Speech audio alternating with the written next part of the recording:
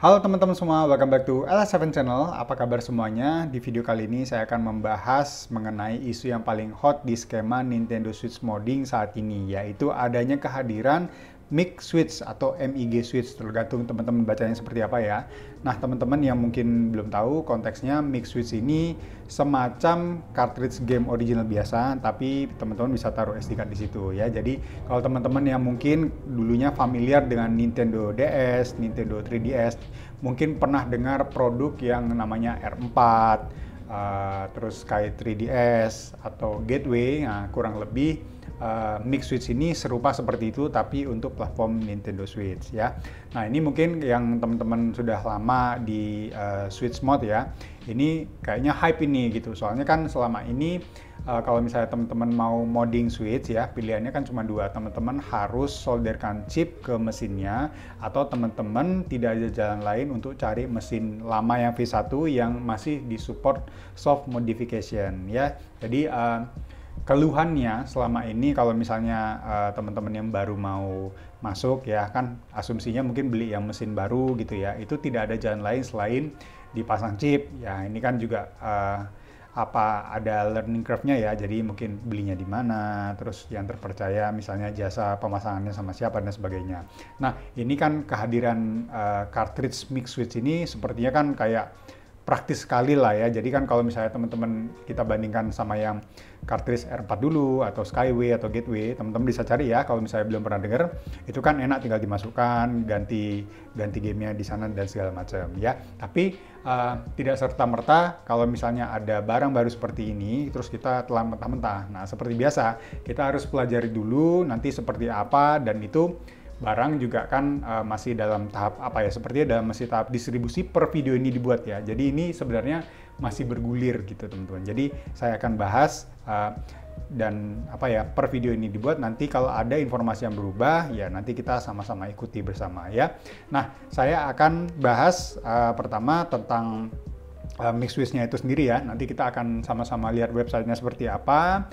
Terus saya akan mengomentari kira-kira cara kerjanya seperti apa. Saya nebak ya gitu kan, kita belum pegang produknya ya gitu.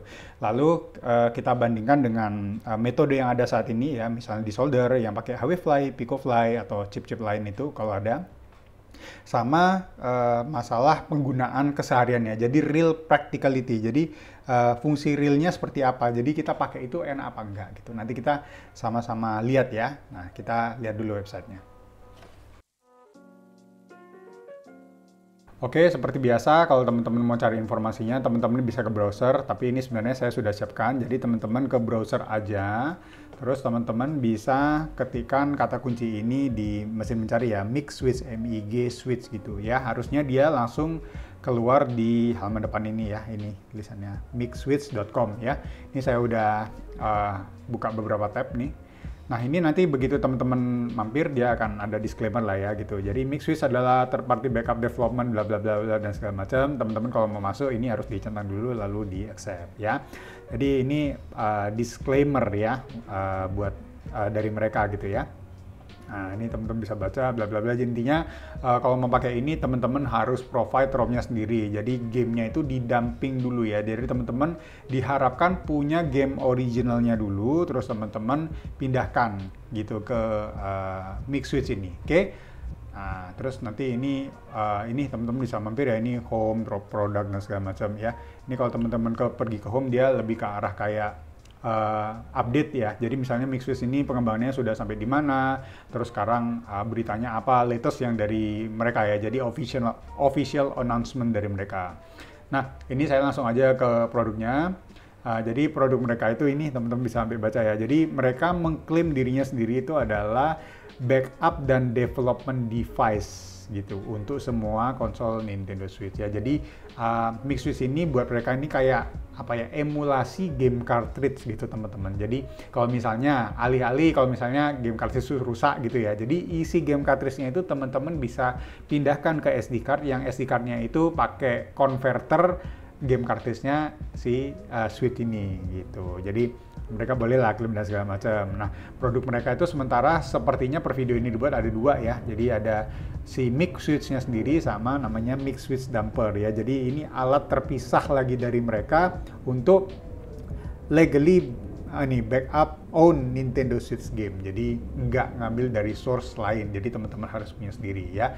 Jadi ini produknya ada dua, tapi intinya satunya damper, satunya teman-teman bisa pakai ke mesin konsolnya itu sendiri ya. Terus mereka juga apa ini kasih cara untuk backup gamesnya itu nanti harus pakai apa. Ini ada dua caranya pakai Switch damper, asumsinya sih pakai alat dan ada software sendiri ya. Mungkin damper ini kalau kita prediksi sih kayaknya seperti USB hub gitu ya, yang teman-teman bisa masukkan cartridge gamenya gitu. Ini udah ada sih di konsol lain itu, misalnya kayak untuk nge-backup ngedump Game Boy cartridge gitu ada alatnya, tapi ini untuk yang Switch ya. Terus cara keduanya pakai NX Dump Tool. Ini teman-teman yang belum tahu, ini sudah lama teman-teman. Jadi kalau di skema homebrew-nya Switch, kalau misalnya teman-teman punya game cartridge, ya pakai homebrew ini untuk extracting isinya game cartridge. Ini udah lama sih, jadi tapi dia tetap kasih ya. Nah, ini terus teman-teman butuh apanya? Oh ini ada image XCI, ada initial datanya, bla bla bla dan segala macam. Ini dia harus kasih tahu. Nanti harus dimasukkan satu folder biar gampang ininya. Ini UID, ID set, gitu. UID ini unique ID teman-teman ya. Ini dampingnya bla bla, dia kasih tahu caranya. Terus ini section downloadnya, you will find in this section the latest Mix Switch firmware to download when available. Jadi asumsi saya ini ada semacam firmware atau .bin atau apalah ya yang akan ditaruh di SD card supaya programnya itu jalan ya. Jadi ini setupnya. Jadi saya asumsi sih kayak file atmosphere atau file SXOS ya, dikopikan di SD cardnya gitu. Nanti tolong taruh di sini, terus nanti game yang udah diekstrak taruh sini, bla bla bla dan segala macam gitu ya. Nah, terus ini ada facts-nya ya, jadi frequently asked question. Jadi apakah mic damper include sama mic switch SD card? Dia bilang enggak, ini dua produk terpisah. Terus SD card bisa maksimal berapa? Dia bilang bisa aja. Ngetesnya bisa pakai online atau enggak? Dia bilang iya bisa saja kalau gamenya original ya gitu. Support DLC atau enggak? Ya gini, DLC and update, game update gini. Saya asumsi sih DLC dan game update ini tetap tersimpan di konsolnya Switch ya. Jadi DLC dan update itu tidak masuk di cartridge-nya gitu teman. Ini cara yang mereka dalam tanda petik ini ya klaim gitu ya. Is it possible to transfer purchase bla bla bla, ini enggak gitu. Terus nanti belinya di mana informasinya dan kira-kira estimasi harganya dari mereka sih segini. Ini kalau saya konversi ke rupiah roughly ya, kalau kasarannya ini mungkin 1 juta gitu. Tapi saya pernah lihat sampai mungkin 130 sampai 180 dolar. Harganya bervariasi. Kita anggap aja harganya itu 60. Sampai sini kalau asal tadi ada shippingnya misalnya berapa gitu, misalnya 15 dolar nih kayaknya pun ke US, teman-teman ya. Jadi apalagi kalau sampai sini saya anggap aja ini kalikan 2 mungkin 2 juta atau 1,5 juta lah, let's say kayak gitu ya. Oke, nah ini teman-teman misalnya belum tahu cara kerja kayak gimana, seperti ini saya tampilkan cuplikannya sedikit aja ya. Ini kayak gini, dia masukkan kayak cartridge-nya ya. Kita coba play sama-sama sedikit. Nah, hop, ya oke. Nah, dia masukkan, tungguin gini. Nah, oke. Nah, jadi dia kalau teman-teman harus ganti game, sepertinya dia harus dimasukkan, dicabut, dimasukkan lagi, baru di cycle gamenya. Oh ini ganti. Ini kartusnya ganti ini gitu, dia mainkan lagi ya. Kita coba ulang lagi ini game. Nah ini dicabut, tadi ini game Immortal Phoenix ya. Cabut, dimasukkan lagi, dia ganti game apa. Terus kalau mau dilepas lagi, dimasukkan lagi, gantinya game Crash gitu dan segala macam ya. Jadi untuk cycle gamenya sepertinya caranya seperti itu gitu. Nah terus nanti kita habis ini teman-teman kan udah tahu ya. Nah kita sekarang compare nih habis ini gimana kira-kira performa real life-nya si MixSwitch ini dengan metode yang ada sekarang, yaitu pakai chip Wavefly ya, pakai Atmosphere. Oke? Nah, sekarang teman-teman sudah ngerti lah ya, MixSwitch ini kira-kira seperti apa, bentukannya kayak gimana, cara kerjanya seperti apa, dan lain sebagainya. Dari yang mereka kasih ke kita klaimnya ya. Nah, sekarang baru kita mulai membedah atau memprediksi sedikit ya. Nah, sekilas ini dari yang mereka kasih sama kita, mereka kan dumping ya. Jadi mengambil atau mengekstrak data dari game cartridge yang itu formatnya adalah XCI teman-teman. Jadi bear with me di sini, saya agak teknis sedikit ya. Nah, ini bedanya MixSwitch dengan cara yang sekarang ada itu apa? Jadi kalau sekarang itu kan most likely kita pakainya Atmosphere ya, karena SXOS kan sudah tidak beroperasi lagi. Nah, ini saya sudah buatkan skema sedikit. Nah, jadi ini dua cara yang kita tahu untuk mode switch ya. Yang satu pakai Atmosphere, yang satu pakai SX atau MIG ya. Ini saya kelompokkan karena mereka ini pakai XCI. Nah, jadi kurang lebih gini teman-teman. Kalau misalnya teman-teman pakai Atmosphere, jadi Atmosphere ini sebenarnya behavior emulasinya itu lebih ke arah kalau teman-teman di OFW itu beli game dan main gamenya semua pakai eShop atau ngambil dari eShop. Jadi teman-teman ini beli digital semua. Nah, ini berurusan dengan format file yang namanya NSP teman-teman. Jadi NSP ini formatnya game yang didapatkan dari Nintendo eShop ya. Nah, kalau SX dan MIG Switch ini dia mengemulasi, istilahnya kayak jalur masuknya itu seolah-olah mengemulasi cartridge. Jadi teman-teman tuh pura-puranya pakai cartridge gitu. Kalau ini teman-teman pura-puranya dapat gamenya dari shop gitu ya. Saya kan asumsi kalau teman-teman kalau dapat gamenya mungkin dengan cara yang tidak legal gitu ya, atau most likely kalau di Indonesia pasti sudah hampir kebanyakan seperti itulah. Jadi gunanya pakai mod itu pasti untuk dapat game ya yang sumbernya tidak dari eShop atau ngambil dari source lain ya. Jadi ini jalur masuknya, yang satu dari eShop, yang satu dari cartridge gitu. Kalau misalnya mengemulasi. Sama teman-teman, kalau misalnya teman-teman pakai cara legal pun ya, misalnya teman-teman backup game sendiri, Atmosphere ini mengedam dan operating gamenya itu dari NSP. Sedangkan kalau si MIG Switch tadi kan mereka udah bilang ya, misalnya in case teman-teman memang mau backup game kartu sendiri, keluarnya akan jadi XCI, dan XCI ini yang diemulasikan teman-teman. Nah, di sini saya ada tulis namanya Super XCI. Nah, ini saya udah bahas di video sebelumnya. Intinya kalau XCI ini kan format cartridge ya. Kalau NSP ini kan format game dari eShop. Nah, Super XCI ini sebenarnya istilah di community. Jadi XCI ini cuman base gamenya aja teman-teman. Tapi Super XCI ini sudah di-compile base game sama update sama DLC. Jadi yang tadinya misalnya gamenya itu 17 file sama DLC, ini dijadikan satu, kayak di zip atau di rar gitu teman-teman, jadi satu file XCI yang bisa dibaca gitu. Jadi tetap bisa dibaca tapi ini isinya base game, tapi kalau ini sudah di-compile mungkin dengan update atau dengan DLC gitu. Tapi kalau yang di NSP biasanya kan teman-teman terinstall satu-satu. Kalau jadi teman-teman kalau misalnya punya DLC-nya banyak, misalnya seperti game Monster Hunter gitu, jadi teman-teman install satu semua, 1, 2, 3, 4, 5 list game yang terinstallnya itu banyak. Tapi kalau di Super XCI file yang baca itu satu gitu ya. Jadi ini bedanya. Saya jadikan sama karena SXOS ini juga celahnya seperti itu. Jadi file game yang ada di SD card yang dimasukkan ke konsol Nintendo Switch-nya itu muncul seolah-olah seperti ada cartridge yang dimasukkan. Tapi kalau MIG Switch ini kan ada actual cartridge-nya yang dimasukkan ke game slot-nya gitu teman-teman ya. Kalau di Atmosphere dia nggak pakai itu ya, meskipun bisa. Soalnya default-nya Atmosphere itu mengunci fungsi game cartridge. Itu by default teman-teman nggak bisa pakai game cartridge, soalnya kita asumsinya pakai ini ya, file digital semua, eShop gitu. Nah ini bedanya teman-teman ya yang saya compile-kan. Saya rasa ini cuman evolusi dari SXOS saja kok teman-teman. Soalnya kalau ini pakai cartridge full, kalau ini kan dulu pakai ada payload, ada apa ya, OS-nya sendiri gitu ya. Kalau ini kan open source, ini kan mereka apa ya, kayak company ya, jadinya mereka memang menjual alat. Kalau ini kan apa tadi, ngeklaimnya alat backup gitu ya. Ini beberapa concern saya teman-teman ya, saya udah kompilekan di sini.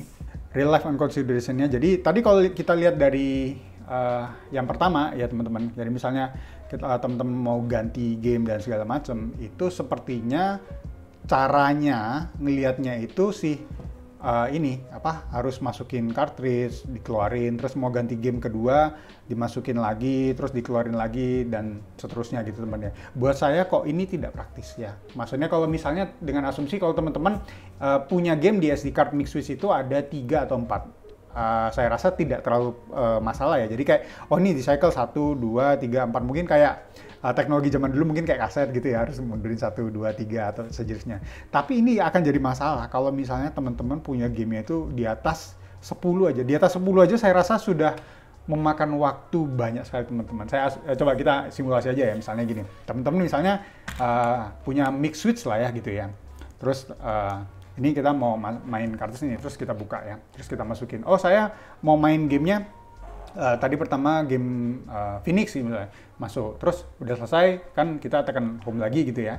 Home, terus nanti mau ganti game terus nanti dikeluarin lagi, terus masukin lagi. Nunggu kan tadi ada jeda meskipun nggak lama ya, mungkin setengah atau seperempat detik gitu.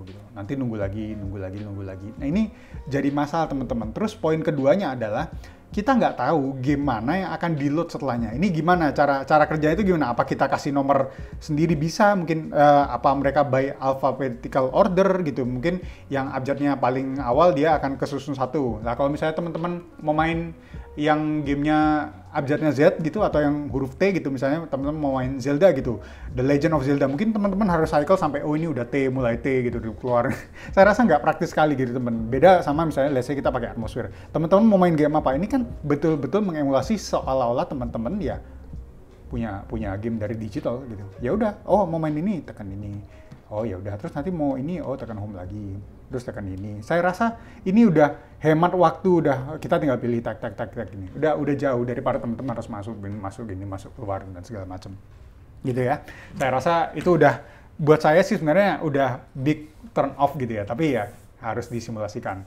Lalu yang kedua itu saya tidak melihat adanya fungsi emunan, teman-teman ya. Bukan ya jelas tidak ada emunan ya, soalnya kan mereka kasarnya dikomersialkan kan cuma game kartisnya. Tapi dengan asumsi yang mereka jual seperti itu, teman-teman yang baru join, baru masuk dan segala macam, itu kan mesinnya kan masih original, nggak diapa-apakan ya teman-teman. Beda cerita kalau misalnya, oke ini saya pakai ya, ini mesinnya udah emunan, saya buka fungsi kartrisnya, terus saya pakai gitu. Nah jadi udah aman nih, udah pakai emunan, pakai game kartis yang gamenya mungkin saya asumsi tidak legal. Ya tapi kalau sudah saya punya emunan dan saya kasih pengaman, ngapain lagi saya belikan pengaman itu? Jadi ini most likely ditujukan sama user-user yang dari awal memang tidak memilih untuk memodif switch-nya dengan chip gitu. Jadi pasti tidak ada emunannya gitu ya.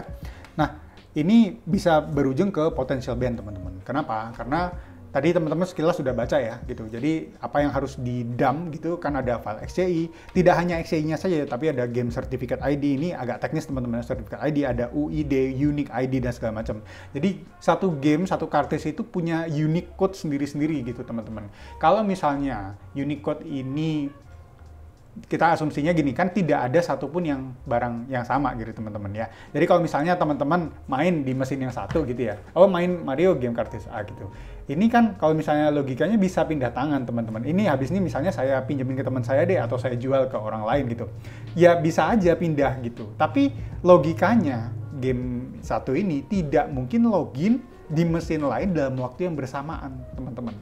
Gitu. Jadi kalau misalnya ada satu ID yang login di 2 atau 3 tempat bersamaan, itu udah pasti dihitungnya piracy. Dan itu kalau misalnya OFW ya, cara kerjanya mereka itu kan kalau teman-teman apalagi connect internet ya, mereka pasti akan keep in touch dengan server Nintendo. Jadi itu tinggal tunggu waktu saja untuk mesin teman-teman tuh kena ban gitu ya. Kecuali memang teman-teman mau pakai fungsi mic ini sesuai harfiahnya loh ya, jadi memang mau backup gamenya, tapi saya asumsikan sepertinya tidak akan dipakai untuk itu ya gitu. Tapi kalau misalnya seperti itu, terus teman-teman tidak ada pengaman dan segala macam, itu sih saya yakin udah 99% pasti akan kena ban gitu ya.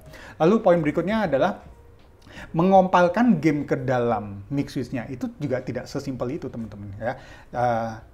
Itu harus pakai Super XCI gitu. Nah ini saya agak teknis sedikit, tapi saya coba singgung sedikit aja ya. Jadi Super XCI ini gitu teman-teman, game kartis ini kalau misalnya teman-teman masukkan ini kartis ke dalam sini set gitu ya, ini yang dibaca cuman base gamenya aja. Nah biasanya kan teman-teman pernah notice ya, misalnya teman-teman masukkan game, let's say baru beli Switch ya, terus teman-teman beli Mario, terus teman-teman mau main, dia kan pasti ada prompt kayak ini ada update baru nih gitu. Nah update-nya ini teman-teman itu di-download dari eShop dan disimpan di SD card gitu, di SD card atau di mesinnya ya. Jadi intinya file base gamenya dengan file update-nya ini sebenarnya terpisah tempatnya teman-teman gitu loh. Jadi unless ya, kecuali teman-teman bisa main atau tidak terganggu dengan main versi base-nya aja, itu sih nggak masalah gitu. Tapi kan apa ya, ya saya tidak bisa bayangin teman-teman masa tidak main dengan latest update sih gitu, maksudnya ya kan kita mau mungkin ada patch terbaru, mungkin ada monster baru di game Monster Hunter gitu ya kan,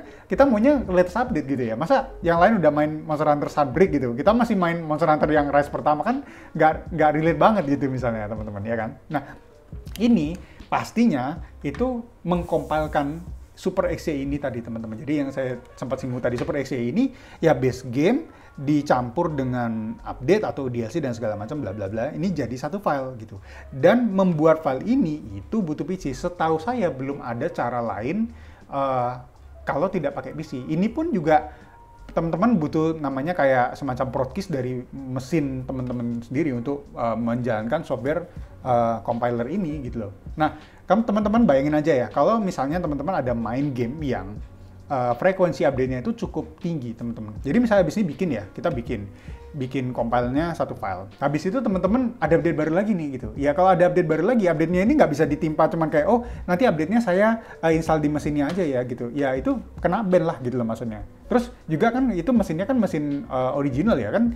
There's no way teman-teman bisa masukkan file update itu ke sini kalau teman-teman tidak download dari eShop gitu. Jadi satu-satunya cara pasti file update itu dijadikan Super XCI gitu. Jadi dan ini bikinnya itu bukan kayak 10 detik terus jadi filenya terus dikopikan lagi, itu enggak, itu lebih loh teman-teman. Apalagi kalau misalnya teman-teman kompilkan let's say game yang besar-besar di atas 10 GB itu mungkin bisa 5-10 menit tergantung dari kemampuan komputer gitu. Dan teman-teman bayangin aja ya, compile gamenya itu misalnya pasti banyak gitu. Misalnya kalau teman-teman beli SD card 128 isi 10 game ya 10 game, nanti ada game baru lagi teman-teman compile lagi, nanti ada game baru, ada update baru, nanti teman-teman mau ganti game lagi kopikan lagi dan segala macam. Ini buat saya bukan rumit ya, kayak sangat tidak praktis gitu teman-teman. Jadi kalau bahasa Inggrisnya tedious gitu.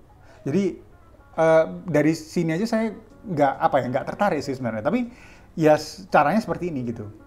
Lalu berikutnya adalah ini ya questionable support in the future teman-teman gitu. Ini kan mereka menjual produk ya. Nah, mereka akan support produk mereka ini sampai kapan gitu. Per video ini dibuat, Swiss ini bisa kita bilang sudah mulai memasuki masa sunset ya, udah menuju yang era udah habis, mungkin tidak disupport, mungkin ada digadang-gadang ada mau konsol baru gitu. Jadi mereka ini akan support barangnya sampai mana gitu loh. Beda cerita dengan Atmosphere, karena Atmosphere ini biasanya kalau kayak open source seperti ini, satu ngedrop project biasanya ada pihak lain yang meneruskan atau mungkin mengembangkan lain, itu biasanya ada dan lumrah sih teman-teman. So far cerita dan track recordnya soal open source di sini selalu berjalan. Tapi beda cerita kalau satu pihak yang mengeluarkan produk seperti ini gitu. Itu jangan sampai kita beli gitu ya, terus tiba-tiba di drop supportnya, jadi kan percuma gitu ya. Soalnya saya yakin juga si Nintendo-nya tidak mungkin tinggal diam dengan adanya cartridge ini. Kalau mereka misalnya mengeluarkan patch-patch tertentu untuk memitigasi soal ini dan si mix switch-nya tidak support, ya terjebak sudah kita. Nah, terus banyak juga cerita kalau apakah si pembuat mix switch ini sama dengan pembuat SXOS ya, karena satu-satunya yang support XCI itu cuman si tim SXOS teman-teman. Jadi ini sedikit background cerita ya. Jadi SXOS ini tidak mengeluarkan kayak code-nya untuk gimana sih caranya bisa baca XCI itu, mereka tidak mengeluarkan. Dan memang ada sedikit kayak, kalau kita bilang bahasanya kasarnya kayak undang-undang gitu ya. Jadi kalau misalnya teman-teman bisa mengenablekan fungsi baca cartridge ini, itu ranahnya sudah piracy. Sedangkan kalau Atmosphere, si pembuat Atmosphere-nya sendiri itu kan tidak mendukung piracy teman-teman. Jadi beda ya, Atmosphere bukan pembajakan tapi homebrew, ya komunitas homebrew. That's different topic. Ya. Nah, tapi kalau produknya SX dulu yang bisa baca XCI ya, itu mereka termasuk piracy. Nah, mic ini kita masih wait and see, abu-abu jatuhnya. Mereka sih ngeklaim untuk backup cartridge gitu. Ya, tapi kan ya kita semua sudah kayak tahu lah seperti apa gitu. Ya, saya rasa ini pertimbangannya teman-teman ya. Lalu yang saya tidak tulis di sini tentunya soal masalah harga. Nah, sekarang per video ini dibuat ya, misalnya kita asumsi tadi mix switch itu harganya paling murah 1 juta. Let's say saya bilang 1 juta. per video yang dibuat ya, mungkin sampai sini mungkin 1.200.000, 1,5 atau mungkin lebih dari itu. Nah, per video ini dibuat kan chip-chip ini secara umum harganya sudah jauh turun teman-teman. Bahkan saya tahunya di bawah harga 1 juta ini gitu. Terlepas dari SD card dan segala macamnya ya gitu. Apalagi juga harga flash memory semacam SD card ini juga sudah mulai turun lah teman-teman. Tidak semahal dulu. Saya melihat ada penurunan lah gitu. Atau dengan jumlah uang yang sama teman-teman bisa dapat kualitas SD card yang lebih bagus gitu. Nah, pertimbangannya kalau saya disuruh memilih mau yang mana, saya akan tetap pilih yang chip di depan. Apa dan kenapa? Karena kalau saya kasihkan misalnya mesin saya utuh dimodif di depan, saya jatuhnya cuma ribet di depan sekali gitu ya. Meskipun saya sendiri juga tidak menguasai kayak solder dan segala macam itu, saya tidak menguasai. Saya alihkan ke pihak ketiga untuk mengerjakannya untuk saya. Sama aja kayak teman-teman sekalian ya. Nah, tapi setelah proses itu selesai dan saya lalui, saya sudah tidak ribet teman-teman. Saya tinggal kopikan game misalnya, teman-teman mau install game ya, caranya sudah ada ya kan, langsung masuk. Saya tidak butuh compile loh, saya langsung menginjekkan game tersebut ke mesin saya gitu ya. Sedangkan kalau biasanya kalau misalnya pakai Atmosphere, oh ada update baru ya, yang teman-teman install cuma update-nya satu file. Oh ada DLC baru gitu. Ya teman-teman cari DLC-nya berapa? 1, 2 ada update baru gitu. Atau misalnya berapa gitu ya. Teman-teman tinggal butuh install yang teman-teman butuhkan. Dan itu sekarang ngeceknya gampang. Let's say teman-teman mungkin ada yang pakai tinfoil gitu ya. Ngecek shopnya, oh ada update baru nih di game tertentu. Teman-teman berurusan hanya dengan game yang punya update baru gitu. Sedangkan ini kalau misalnya yang satu mic atau SXOS ya, saya anggap sama. Satu file ada yang baru, teman-teman harus buat keseluruhan Super XCJ-nya. Itu yang satu dihapus, yang sudahlah harus teman-teman bikin loh. Teman-teman itu download gamenya dulu atau cari gamenya dulu ya. Habis dapat file NSP-nya, teman-teman bikin satu lagi Super XCI-nya, baru dimasukkan ke SD card-nya. Jadi 2 langkah gitu loh teman-teman. Sedangkan kalau misalnya teman-teman pakai Atmosphere, teman-teman let's say dapat gamenya ya.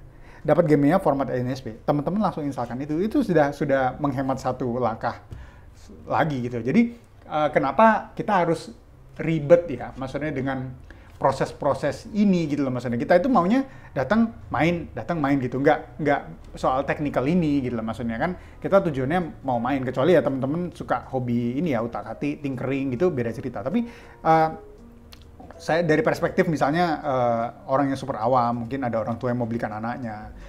Seperti ini kayak kesannya kayak aduh kok ribet banget ya. Saya rasa sih semua orang kalau udah tahu kayak gini ya, milih yang ribet di depan, lebih praktis di belakang-belakangnya. Misalnya pun harganya misalnya ini ya jasa pemasangan solder sama chipnya dengan MixSwitch ini harganya sama pun, saya akan pilih yang ribet di depan, praktis di belakang. Kalau misalnya ini pun harganya lebih tinggi, makin tidak ada alasan lagi saya untuk membeli MixSwitch tadi. Teman-teman bisa lihat sendiri ya, argumentasi saya misalnya kayak cycling game. Kalau misalnya teman-teman gamenya udah di atas 20-30 itu udah nggak mungkin. Kalau teman-teman mungkin yang pernah seusia saya mungkin pernah apa ya, kayak merasakan iPod Shuffle. Teman-teman mau satu lagu itu ya, kita harus shuffle terus sampai kita dapat lagu itu gitu loh. Game ini berarti kan kita cycle terus. Misalnya apa ya, kayak mungkin yang zaman dulu ya, misalnya ada nomor 1 sampai 32 gitu. Kita mau nomor 15 gitu. Kita harus cycle lagi dong, 15, 16 sampai muter 32, nomor 1 lagi nomor udah apa ya, tidak relevan lagi di zaman ini. Semua ini serba cepat sekarang gitu loh. Kenapa harus meributkan diri gitu? Saya rasa sih itu. Nah, itu tadi ya teman-teman argumentasi saya soal MixSwitch ini ya, tanggapannya.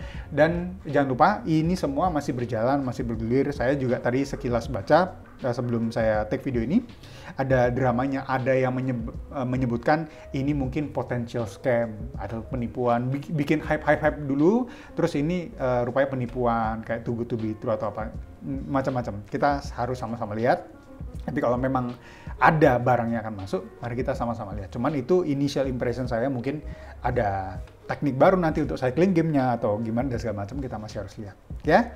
Nah, segitu dulu videonya. Kalau dirasa video ini informatif dan membantu, boleh like videonya, subscribe channelnya ya. Nanti di-share ke teman-teman yang lain. I'll see you on the next video. Ciao.